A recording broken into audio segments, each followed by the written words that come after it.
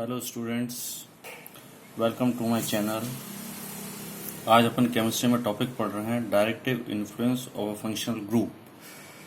कोई भी functional group जब वो जैसे माना बेंजीन वाले पर लगा हुआ है तो जो दूसरा ग्रुप आकर वहाँ लगेगा तो वो ऑर्थो पैरा पर लगेगा या मेटा स्थिति पर लगेगा। इस बात को अपन को समझना है। इस चीज़ को समझने के लिए हम समझेंगे कि जो बेंजीन वाले पे पहले से जो ग्रुप लगा हुआ है उसके क्या कैरेक्टर हैं। उसके कैरेक्टर को समझने से पहले हमको ये तीन बातें समझनी पड़ेगी। तीन इफेक्ट हैं, इंडक्टिव इफेक्ट, फिर है मेसोमेरिक इफेक्ट और फिर है हाइपर कंजुगेशन इफेक्ट। इन तीनों इफेक्ट को भी समझने के लिए और इन समझने के बाद हम इस निष्कर्ष पर पहुंचेंगे कि जैसे माना कोई बेंजीन वाला है, बेंजीन वाला एक्टिवेट है या डीएक्टिवेट है, ये बात अपन को समझनी पड़ेगी। तो क्या होता है कि ऐसा कोई ग्रुप जो बेंजीन वाले में इलेक्ट्रॉन की संख्या को बढ़ा देता है, बेंजीन वाले में इलेक्ट्रॉन की संख्या को इंक्रीज करता है, तो उस ग्रुप को अपन कहेंगे एक्टिवेटिंग ग्रुप। और ऐसा कोई फंक्शनल ग्रुप जो बेंजीन रिंग पर लगे और उसमें से इलेक्ट्रॉन को निकाल ले और बेंजीन वाले की एक्टिविटी को डाउन कर देगा, तो उसे अपन कहेंगे डीएक्टिवेटिंग ग्रुप। तो ऐसा ग्रुप जो बेंजीन वाले में इलेक्ट्रॉन की संख्या को बढ़ाएगा उसको अपन एक्टिवेटिंग ग्रुप कहेंगे, और ऐसा ग्रुप जो बेंजीन वाले में से इलेक्ट्रॉन को निकाल लेगा उसे अपन कहेंगे डीएक्टिवेटिंग ग्रुप। अब कौन बेंजीन वाले में से इलेक्ट्रॉन को निकाल रहा है, कौन बेंजीन वाले में इलेक्ट्रॉन को डोनेट कर रहा है, इस बात को पता करने के लिए अपने पास तीन बातें हैं, इफेक्ट हैं, इंडक्टिव इफेक्ट, मेसोमेरिक इफेक्ट और हाइपर कंजुगेशन। अब पहला हम समझते हैं इंडक्टिव इफेक्ट। इंडक्टिव इफेक्ट में क्या होता है कि यह है प्रेरणिक प्रभाव, ये प्रेरणा देगा। ये इसकी प्रेरणा से बॉन्ड के अंदर क्या चेंजेस आता है समझिए। अगर अपने पास ये बॉन्ड है C1 और C2, इनके बीच में सिंगल बॉन्ड लगा हुआ है, तो सिंगल बॉन्ड लगा हुआ है तो एक नॉर्मल बॉन्ड है, इनमें कोई आयनिक चार्ज आ नहीं रहा है।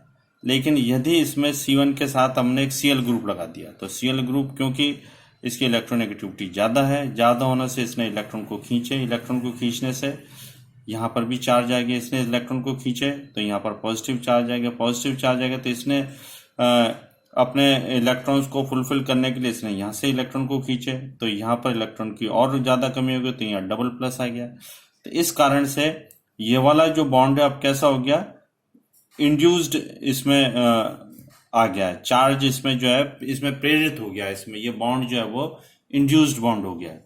इसलिए अब ऐसी स्थिति में क्या है कि यहाँ एक चेन सी बन गई, इलेक्ट्रॉन्स जो है वो Cl की तरफ जा रहे हैं। अब ये वाला जो पॉजिटिव चार्ज है इसको मेंटेन करने के लिए यहाँ से जो H था इसने अपने इलेक्ट्रॉन्स C को दिए और ये जो है वो H+ के रूप में बाहर निकलने की कोशिश करेगा। तो इस तरह के इफेक्ट को अपन कहते हैं इंडक्टिव इफेक्ट। अब ऐसी स्थिति में क्या होगा, ये H है जो H+ के रूप में बाहर निकला, ये इंडक्टिव इफेक्ट है। जैसे ये कार्बन की श्रृंखला बढ़ती जाएगी इंडक्टिव इफेक्ट जो है वो कम होता जाएगा। इंडक्टिव इफेक्ट दो हैं, प्लस इंडक्टिव इफेक्ट और माइनस इंडक्टिव इफेक्ट। यदि कार्बन श्रृंखला में या चेन में ये वाले ग्रुप लगे हुए हैं जो इलेक्ट्रॉन्स को अपनी तरफ खींचते हैं, जो इलेक्ट्रॉन्स को अपनी तरफ खींचते हैं, जिनकी इलेक्ट्रोनेगेटिविटी हाइड्रोजन से ज़्यादा है, तो ऐसी स्थिति में क्या होगा, वो ग्रुप जो है वो रिंग में से या चेन में से इलेक्ट्रॉन्स को अपनी तरफ खींचेंगे। तो ऐसी स्थिति में इलेक्ट्रॉन्स की संख्या रिंग में कम हो जाएगी तो ये -I इफेक्ट शो करेगा। ये इसमें -I इफेक्ट शो करने वाले में CN is greater than COH is greater than F is greater than Cl, Br, I and COOR, ये वाली स्थिति। दूसरा है +I इफेक्ट। +I इफेक्ट क्या होंगे, जो इलेक्ट्रॉन को डोनेट करते हैं, जैसे CO- ये इलेक्ट्रॉन को देंगे रिंग के अंदर, ये is greater than R3C is greater than CH2 is greater than CH2R is greater than CH3 and H, ये +I इफेक्ट देंगे। -I इफेक्ट देने वाले जो होंगे उनकी वजह से एसिडिटी बढ़ेगी, और +I इफेक्ट देंगे तो उनकी वजह से एसिडिक नेचर जो है वो कम होगा। दूसरा है हमारा पास मेसोमेरिक इफेक्ट। मेसोमेरिक इफेक्ट में क्या है, दो स्थितियां हमारे पास, double bond single bond double bond और एक double bond single bond lone pair. दोनों ही अगर स्थितियों तो मेसोमेरिक इफेक्ट होगा, लेकिन अगर double bond single bond double bond है तो -M इफेक्ट होगा, double bond single bond lone pair है तो +M होगा। क्यों होगा कि अगर double bond single bond double bond है तो ये वाले इलेक्ट्रॉन बाहर की तरफ जाएंगे, इलेक्ट्रॉन डेंसिटी कम होगी रिंग में या चेन में तो माइनस एम इफेक्ट है, और लोन पेयर है तो वो इलेक्ट्रॉन अंदर जाएंगे तो प्लस एम इफेक्ट आएगा, इलेक्ट्रॉन डेंसिटी बढ़ रही है। अब इसके बाद हम एक और ले रहे हैं हाइपर कंजुगेशन। हाइपर कंजुगेशन का सबसे मेन जो है वो अल्फा हाइड्रोजन है। अल्फा हाइड्रोजन के कारण क्या होता है कि अगर अल्फा हाइड्रोजन है तो ऐसी स्थिति में हाइपर कंजुगेशन होगा, और यदि अल्फा हाइड्रोजन की संख्या जैसे जैसे कम होगी ये वाला जो इफेक्ट है वो कम होता जाएगा। अब जैसे देखिए, आप लोगों को पता होना चाहिए कि अल्फा हाइड्रोजन क्या होता है। जो पहला कार्बन है उसको अपन अल्फा कार्बन कहेंगे, और उससे जो हाइड्रोजन लगे हैं वो सारे कहलाएंगे अल्फा हाइड्रोजन। तो यहाँ पर अल्फा हाइड्रोजन कितने, 1 2 3, यहाँ पर है 1 2, यहाँ पर है 1, और यहाँ कुछ भी नहीं। एक अल्फा हाइड्रोजन है, वो अल्फा हाइड्रोजन जब इसका अपन रेजोनेटिंग स्ट्रक्चर बनाएंगे तो ये अपने इलेक्ट्रॉन रिंग को देगा, तो यहाँ से एक H जो है वो हट जाएगा, और ऐसे कितने स्ट्रक्चर बनेंगे, एक अल्फा हाइड्रोजन के हटने से 3 रेजोनेटिंग स्ट्रक्चर बनते हैं। तो 3 अल्फा हाइड्रोजन के हटने से कितने रेजोनेटिंग स्ट्रक्चर बनेंगे, 9। तो इसमें 9 रेजोनेटिंग स्ट्रक्चर है। इसमें अल्फा हाइड्रोजन 1 2 है तो इससे रेजोनेटिंग स्ट्रक्चर बनेंगे 6। इसमें 1 है तो इससे बनेंगे 3। इसमें 1 भी नहीं है, तो इसलिए सबसे ज्यादा स्टेबल कौन सा हुआ, ये, फिर ये, फिर ये, फिर ये हुआ। इस तरह से चल रहा है। लेकिन इनकी जो प्लस आई इफेक्ट का क्रम इस तरह से है, और रिएक्टिविटी का क्रम सबसे ज्यादा हाईली रिएक्टिव ये है, उससे कम ये, उससे कम ये, उससे कम ये। तो हाइपर कंजुगेशन सबसे ज्यादा इसमें है। अब इसके बाद अपन स्टडी करते हैं कि रिएक्टिंग ग्रुप कौन सा सही है, कौन सा एक्टिवेटिंग ग्रुप है, कौन सा डीएक्टिवेटिंग ग्रुप है। तो हमारे पास एक है, ये है हमारे पास टोलुइन है, ये एनिलीन है, और एक नाइट्रोबेंजीन है। अब इसमें से देखिए, ये वाला जो हाइपर कंजुगेशन है, 3 अल्फा हाइड्रोजन है तो 9 रेजोनेटिंग स्ट्रक्चर बनेंगे। तो ये सारे इलेक्ट्रॉन्स है वो रिंग के अंदर आएंगे, तो रिंग में इलेक्ट्रॉन डेंसिटी बढ़ेगी। रिंग में इलेक्ट्रॉन डेंसिटी बढ़ेगी तो ये ग्रुप कैसा हो गया, एक्टिवेटिंग ग्रुप हो गया। NH2 ग्रुप लगा हुआ है तो दोनों इलेक्ट्रॉन अंदर की तरफ आएंगे, अंदर की तरफ आएंगे तो म्यूजोमेरिक इफेक्ट है, double bond single bond lone pair, mesomeric effect आ रहा है, म्यूजोमेरिक इफेक्ट प्लस वाला है, रिंग में इलेक्ट्रॉन की संख्या बढ़ रही है तो एक्टिवेटिंग ग्रुप है। अब इसमें देखो, double bond single bond double bond, तो इसमें कौन सा, माइनस एम इफेक्ट। तो इसमें जो इलेक्ट्रॉन है ये बाहर की तरफ जाएंगे, N और O में O की इलेक्ट्रोनेगेटिविटी ज्यादा है तो इलेक्ट्रॉन O के पास गए तो यहाँ इलेक्ट्रॉन की कमी हो गई, तो ये वाले इलेक्ट्रॉन बाहर की तरफ जाएंगे तो रिंग में इलेक्ट्रॉन की कमी होगी, डीएक्टिवेटिंग ग्रुप है। तो ये एक्टिवेटिंग ग्रुप और ये डीएक्टिवेटिंग ग्रुप। अब इनका डायरेक्टिव इन्फ्लुएंस कैसा होगा।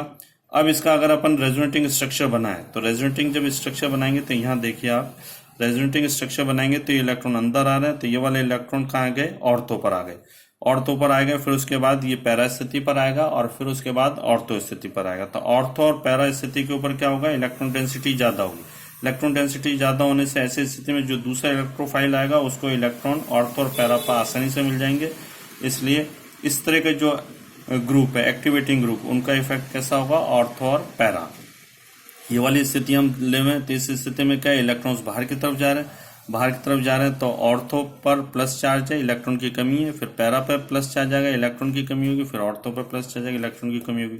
तो ऐसी स्थिति में क्या होगी, जो इलेक्ट्रोफाइल होगा वो ऑर्थो और पैरा पर अगर अटैक करना चाहेगा तो उसको क्या मिलेंगे, इलेक्ट्रॉन्स की संख्या उनको कम मिलेगी।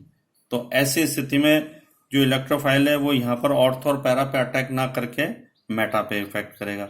तो इसलिए जो डीएक्टिवेटिंग ग्रुप है उसका डायरेक्टिव इन्फ्लुएंस कैसा होता है, मेटा होता है। अब जो इलेक्ट्रोफाइल है, इलेक्ट्रोफिलिक रिएक्शन, ये है हमारे पास नाइट्रेशन है जिसमें नाइट्रोनियम आयन ऐड करते हैं, हेलोजिनेशन, X प्लस ऐड करेंगे, सल्फोनेशन, SO3H प्लस ऐड करेंगे, एसाइलेशन, CH3CO ऐड होगा, एल्काइलेशन में CH3 ऐड होगा। तो इस स्थिति में नीचे की जो 2 रिएक्शन है फ्रीडल-क्राफ्ट मैकेनिज्म है। अब इसमें देखिए कि अगर माना NH2 है, ये एनिलीन वाला है, तो एनिलीन के अंदर, एनिलीन की अगर अपन इलेक्ट्रोफिलिक रिएक्शन कराएंगे तो जो इलेक्ट्रोफाइल है कहाँ जुड़ेगा, ऑर्थो और पैरा पे जुड़ेगा सभी में। अगर हम इसका नाइट्रेशन कराएं तो ऑर्थो और पैरा पे जुड़ता चला जाएगा। इसके अंदर जो नाइट्रोबेंजीन है, नाइट्रोबेंजीन में जितने भी ग्रुप जुड़ेंगे वो कहाँ जुड़ेंगे, मेटा स्थिति पर जुड़ेंगे, क्योंकि ये जो है वो मेटादिष्टकारी है, इसका डायरेक्टिव इन्फ्लुएंस जो है वो मेटा है, ये डीएक्टिवेटिंग ग्रुप है। तो आज का अपना टॉपिक यही था कि जो फंक्शनल ग्रुप है उनका डायरेक्टिव इन्फ्लुएंस कैसा है। तो एक्टिवेटिंग ग्रुप है तो उसका ऑर्थो पैरा होगा, डीएक्टिवेटिंग ग्रुप है तो उसका मेटा इफेक्ट होगा। अच्छा ठीक, थैंक यू।